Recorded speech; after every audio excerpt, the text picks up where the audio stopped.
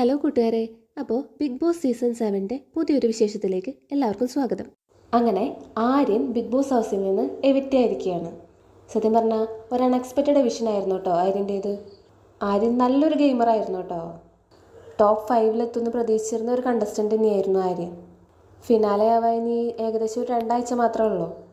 സത്യം പറഞ്ഞാൽ സാബുമാനൊക്കെ ഉള്ളപ്പോൾ ഇത്രയും നന്നായി ഗെയിം കളിക്കുന്ന ആര്യനൊക്കെ ഔട്ടാവുക എന്ന് പറഞ്ഞാൽ ബിഗ് ബോസ് പ്രേക്ഷകരെ സംബന്ധിച്ച് വിഷമമുള്ളൊരു കാര്യമാണ്. എവിക്റ്റായി എന്ന് പറഞ്ഞപ്പോൾ ആര്യനും നല്ല വിഷമമൊക്കെ ഉണ്ട് കേട്ടോ. പക്ഷെ ആളത് കാണിക്കുന്നൊന്നുമില്ല, നന്നായി ചിരിച്ചിട്ടൊക്കെയാണ് കേട്ടോ എല്ലാവരോടും യാത്ര പറയുന്നത്. അനുമോളൊഴിച്ച് ബാക്കി എല്ലാവർക്കും കൈ കൊടുക്കലും അതേപോലെ ഹഗ് ചെയ്യലൊക്കെ ചെയ്യുന്നുണ്ട് കേട്ടോ ആര്യൻ. അങ്ങനെ എല്ലാവരോടും നന്നായി ചിരിച്ച് നന്നായി യാത്ര പറഞ്ഞിട്ടാണ് കേട്ടോ ആര്യൻ പോരുന്നത്.